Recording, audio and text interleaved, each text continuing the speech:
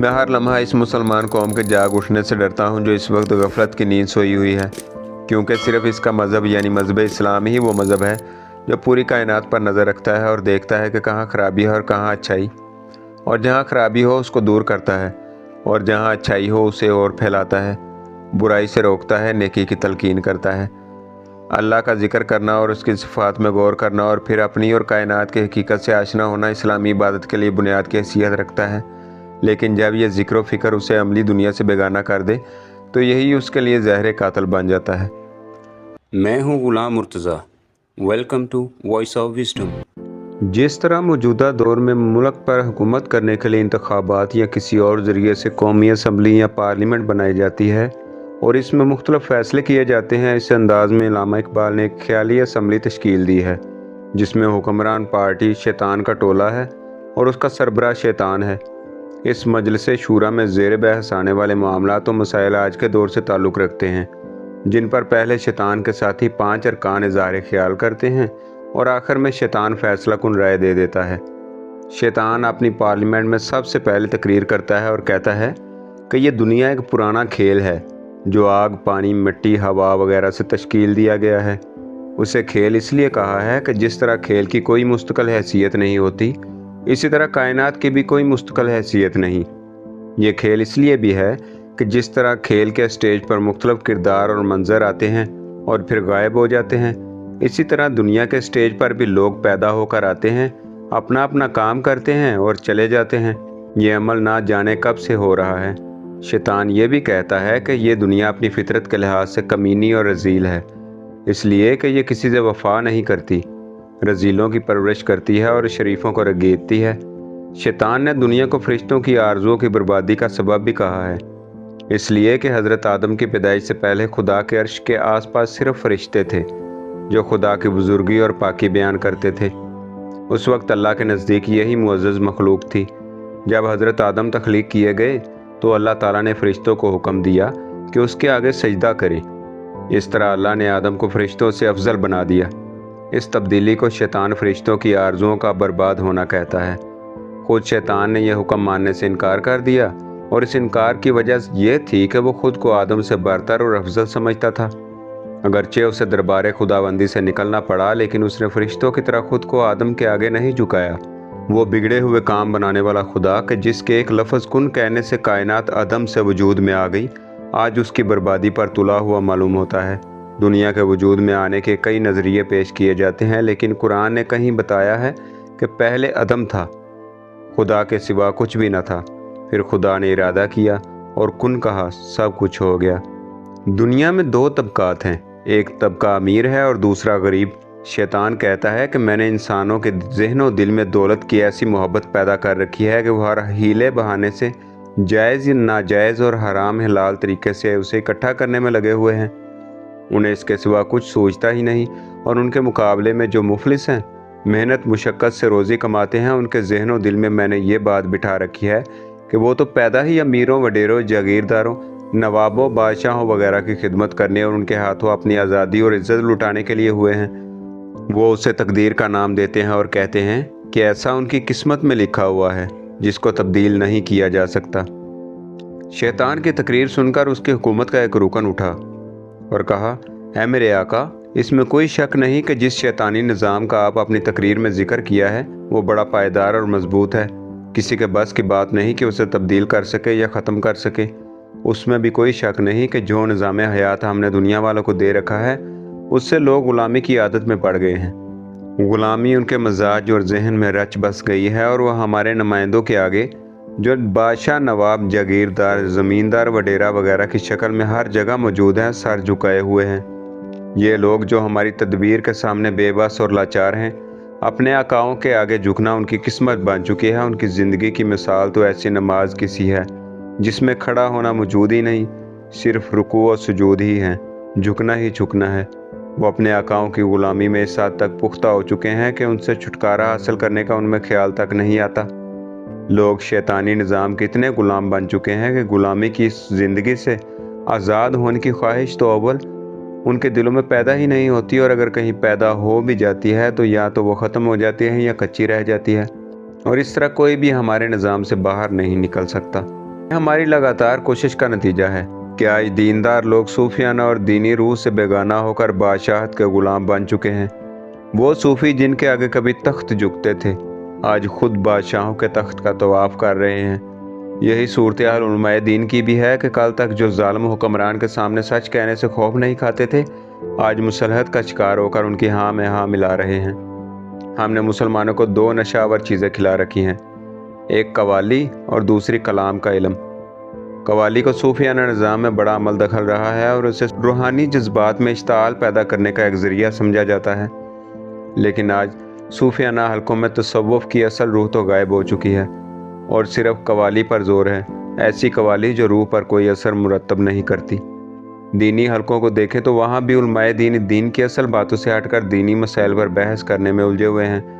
इस तरह इन दोनों हलकों के लोग अमल से इसी तरह बेगाना हो चुके हैं और जिस तरह फ्यून खाने वाला कोई शख्स अगर इस दौर के मुसलमानों में मक्का शरीफ जाने और वहाँ जाकर काबे के गिर्द चक्कर लगाने की कोई सूरत बाकी रह गई है तो वो महज एक इज्तिमा और भीड़ की सी सूरत है। काबा का तवाफ़ करने और हज के लिए मक्का शरीफ में जमा होने का असल मकसद तो मुसलमानों में इत्तफाक पैदा करना है, लेकिन आज उसके बजाय नफाक और इंतशार की सूरत हाल नज़र आती है। मुसलमानों के अंदर जो बातिल से टकराने की कुव्वत हर वक्त तैयार रहती थी, अब ख़त्म हो चुकी है। मुसलमान अपने दुश्मनों के लिए नंगी तलवार की मानत था, जो हर वक्त उनको काटने पर आमादा नज़र आती थी। लेकिन आज ये सूरत हाल ख़त्म हो चुकी है और मुसलमान में अल्लाह की राह में लड़ने का जज्बा ख़त्म हो चुका है। ऐसी सूरत में हमें मुसलमानों के हज और इज्तिमा से कोई ख़तरा नहीं। बरे सगीर में अंग्रेज़ की हुकूमत में एक शख्स मिर्ज़ा ग़ुलाम अहमद पैदा हुआ था, जिसने दीन की रूह के ख़िलाफ़ ये नया फतवा दिया था कि अल्लाह की राह में जहाद करना और अल्लाह के दुश्मनों से लड़ना इस अहद में दीनी और शरई एतबार से नाजायज़ है, और अंग्रेज़ जो यहाँ पर हुक्मरान हैं उनके ख़िलाफ़ आज़ादी के लिए जद्दोजहद करना मुसलमानों के लिए मुनासिब नहीं। ये शख्स खुद को मसीह कहता था। वो कहता था कि मैं वो हूँ जिसे क़यामत से पहले रूए ज़मीन पर आकर इस्लाम को क़ुव्वत पहुँचाने की ज़िम्मेदारी सौंपी गई है। इस पर बरे सगीर और दुनिया के मुसलमानों में सख्त रद्द-ए-अमल हुआ। मसीह होने का दावा करने वाले शख्स ने फतवा सादर किया था और कहा था कि इस अहद में जहाद करना मुसलमानों पर हराम है। 1400 साला इस्लामी तारीख़ में इसकी मिसाल नहीं मिलती। उसने ये फतवा इसलिए सादर किया था कि बरत सगीर के मुसलमान अंग्रेज़ के ख़िलाफ़ उठने खड़े ना हों। शैतान का एक और चेला उठता है और दूसरे से कहता है कि तेरी सारी बातें दुरुस्त हैं, लेकिन तूने एक नए फसादी निज़ाम का जिक्र नहीं किया जिसका नाम जमहूरियत है। क्या तुझे उसकी खबर नहीं? तो हमें इसके मुतल्लिक़ बता कि ये हमारे लिए अच्छी बात है या बुरी। मेरे ख्याल में जमहूरियत के नाम पर यह भी एक शाही निज़ाम ही है। फ़र्क सिर्फ इतना है कि बादशाहत के निज़ाम में एक शख्स बाख्तियार होता है और जो चाहे करता है, लेकिन जमहूरियत में जिसमें अवाम खुद हुकूमत चलाने के लिए नुमाइंदे मुंतखब करती है, यही शाही रूह एक शख्स की बजाय चंद अशखास में दाखिल हो जाती है जो वज़ीर कहलाते हैं। जो काम बादशाहत में फ़र्द वाहद करता है वही काम ये मुंतखब शुदा लोग वज़ीर बनकर सर अंजाम देते हैं। इस सूरत हाल के पेश नज़र ए मेरे साथी ये बता कि ये निज़ाम जमहूरियत जो मगरब ने दुनिया के मुल्कों को दिया है दुरुस्त है या गलत, अच्छा है या बुरा। पहला मशीर दूसरे मशीर की बात का जवाब देते हुए कहता है कि मैं दुनिया में उठने वाले इस फितना से बाखबर हूँ जिसका नाम मगरबी जमहूरियत है। मैं दुनिया के मामलात पर गहरी नज़र रखता हूँ। हमें इस जमहूरी निज़ाम की तरफ से कोई ख़तरा नहीं, बल्कि ये भी हमारी पैदावार है। जब आदमी में मुख्तलिफ वजूहात की बिना पर यह शऊर उजागर हुआ कि वो अपनी कदर मंजिलत को पहचान सके और अपने हकूक़ हासिल करने का अहल हो सके, तो हमने उसके जहन और दिल में ये बात डाल दी कि अगर बादशाही निज़ाम में तुम्हारी कोई कदर मंजिलत नहीं तो तुम खुद अपने लिए हुक्मरान मुंतखब कर लिया करो जो तुम में से होगा और तुम्हारे हकूक़ का ख्याल रखेगा। उसको उसने जमहूरियत का नाम दिया, लेकिन उसमें होता यह है कि अपनी तरफ से मुंतखब शुदा हुक्मरान वही हाकमाना रवैया अख्तियार करते हैं जो एक हुक्मरान बादशाह करता है। फ़र्क सिर्फ ये है कि वहाँ एक शख्स ये काम करता है और जमहूरियत में चंद अशखास या ख़ानदान वही कुछ करते हैं। इसीलिए ए मेरे रफ़ीक फ़िक्रमंद होने की ज़रूरत नहीं। यह जमहूरी निज़ाम भी हमारा पैदा करदा है।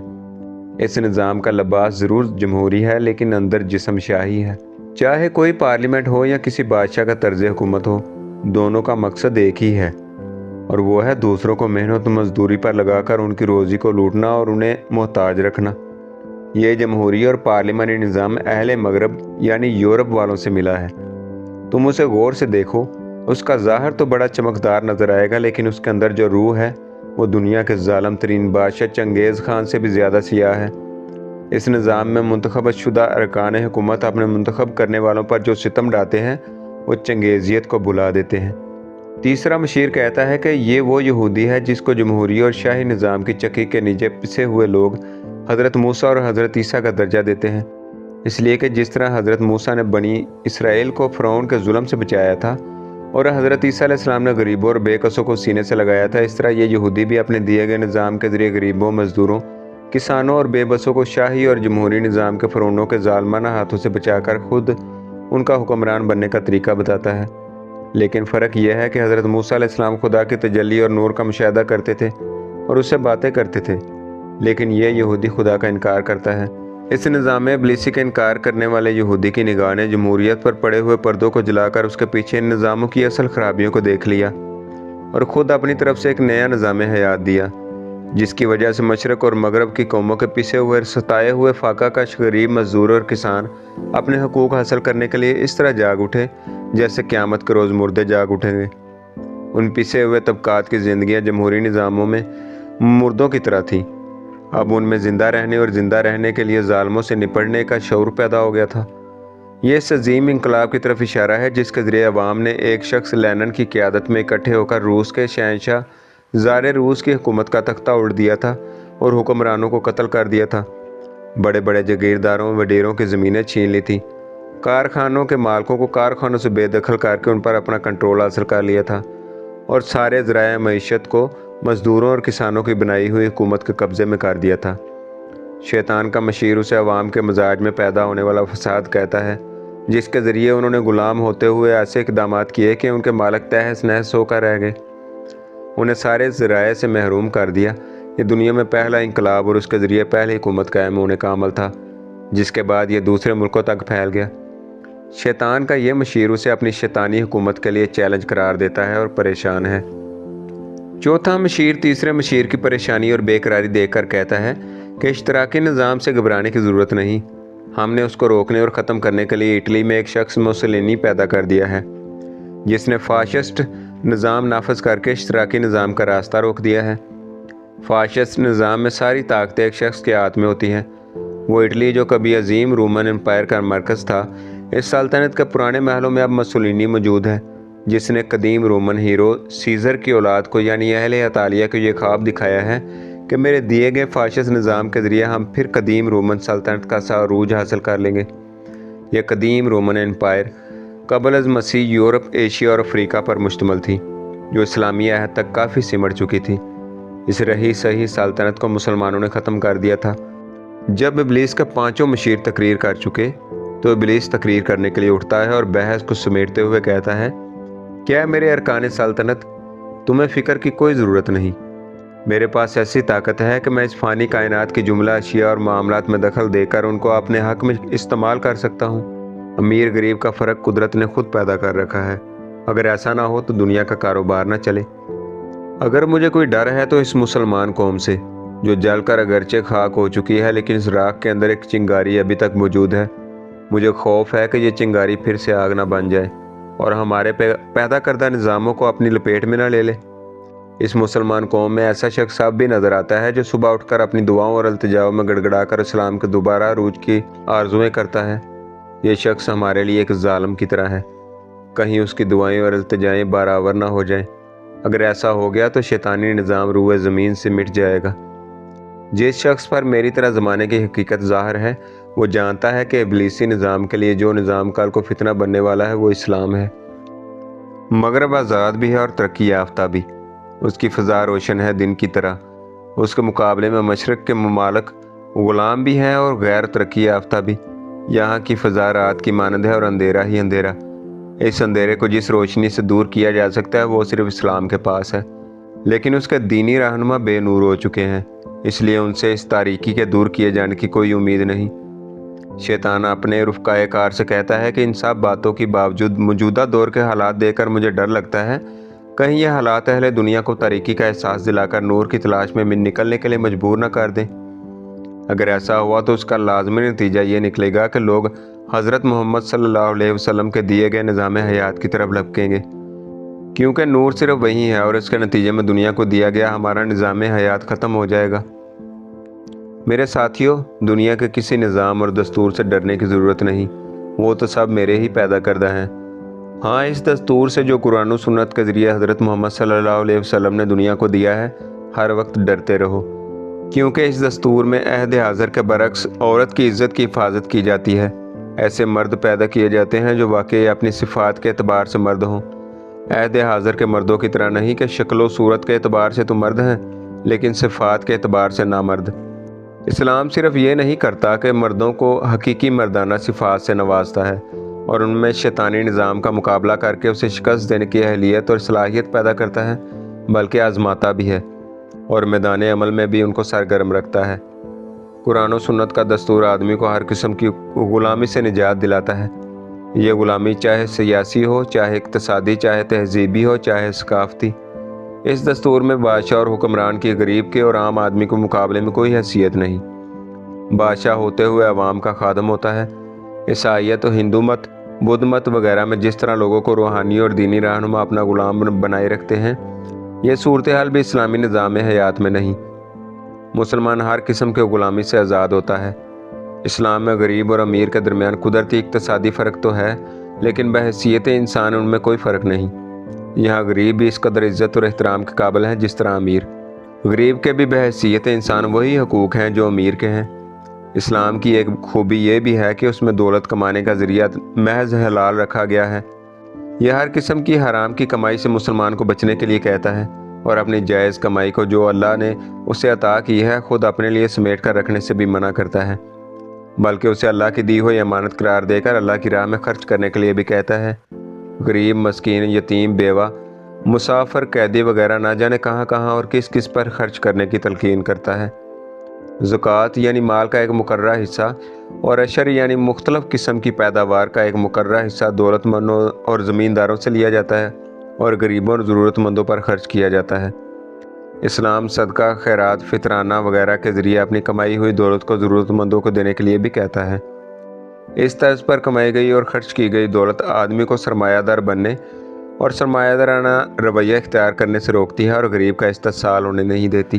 زمین کے متعلق انسان کی سوچ میں جو تبدیلی قرآن اور سنت کے ذریعے پیدا ہوئی ہے وہ کہیں دیکھنے میں نہیں آتی، نہ بادشاہت میں اور نہ اشتراکیت میں اور نہ کسی اور نظام میں۔ قرآن کہتا ہے کہ زمین اللہ کی ہے، کسی بادشاہ، نواب، جاگیردار اور زمیندار کی نہیں۔ اس کی ملکیت اور اس سے حاصل شدہ پیداوار کی تقسیم اللہ کے دیے گئے قوانین اور نظام کے مطابق ہوگی۔ ہمارے حق میں تو یہی بہتر ہے کہ ایسا آئین حیات دنیا والوں کی نگاہوں سے چھپا رہے۔ ہمارے لیے تسلی کی بات یہ ہے کہ آج کا اہل ایمان خود قرآن و سنت کے دیے گئے دستور پر یقین نہیں رکھتا اور اسے کہیں بنیاد پرستی کا نام دے کر، کہیں ترقی کی راہ میں حائل قرار دے کر اور کہیں کسی اور طریقے سے رد کر رہا ہے اور اس کے مقابلے میں دوسرے نظام کو اپنائے ہوئے ہے جو ہمارے ہی پیداوار ہیں۔ اگر مسلمان کو پھر سے قرآن و سنت کے دستور پر یقین آ گیا تو ہماری اور ہمارے دیے گئے نظام کی خیر نہیں۔ ہمارے لیے یہی بہتر ہے کہ آج کا مسلمان علم کے مسائل میں اور قرآن کریم کے من مرضی کے معنی پیدا کرنے کے چکر میں پھنس کر عمل سے بیگانہ رہے اور وہ اس فضول بحث سے نکل کر قرآن کی اصلیت اور حقیقت کی طرف دھیان نہ دے۔ کیا اس زمانے میں مسلمان کو اپنی حقیقت سے دور رکھنے کے لیے یہ کافی نہیں کہ وہ اللہ سے متعلق بحثوں میں الجھا ہوا ہے اور عملی اسلام سے بیگانہ ہے؟ مومن کا دل تو خدا کا گھر ہونا چاہیے، لیکن اس نے اس کعبہ دل میں فضول بحثوں کے لات و منات رکھ کر خدا کو اس سے باہر کر رکھا ہے۔ میں ہر لمحہ اس مسلمان قوم کے جاگ اٹھنے سے ڈرتا ہوں جو اس وقت غفلت کی نیند سوئی ہوئی ہے، کیونکہ صرف اس کا مذہب یعنی مذہب اسلام ہی وہ مذہب ہے جو پوری کائنات پر نظر رکھتا ہے اور دیکھتا ہے کہ کہاں خرابی ہے اور کہاں اچھائی، اور جہاں خرابی ہو اس کو دور کرتا ہے اور جہاں اچھائی ہو اسے اور پھیلاتا ہے، برائی سے روکتا ہے، نیکی کی تلقین کرتا ہے۔ اللہ کا ذکر کرنا اور اس کی صفات میں غور کرنا اور پھر اپنی اور کائنات کی حقیقت سے آشنا ہونا اسلامی عبادت کے لیے بنیاد کی حیثیت رکھتا ہے، لیکن جب یہ ذکر و فکر اسے عملی دنیا سے بیگانہ کر دے تو یہی اس کے لیے زہر قاتل بن جاتا ہے۔ آج کے مسلمان چونکہ اس دوسری قسم کے ذکر و فکر میں مشغول ہیں اور عملی زندگی سے بیگانہ ہو چکے ہیں، اس لیے شیطان اپنے ساتھیوں سے کہتا ہے کہ تم اسے صبح کے وقت کے اس ذکر و فکر میں مشغول اور مست رکھو جس سے اس کا رہبانی مزاج اور پکا ہو جائے اور وہ عملی دنیا سے غافل دوسروں کا محتاج اور غلام بنا رہے۔ یہ اس لیے ضروری ہے کہ اگر وہ ذکر و فکر کی اصل حقیقت سے آگاہ ہو گیا تو ہمارے نظام کی دھجیاں بکھیر دے گا۔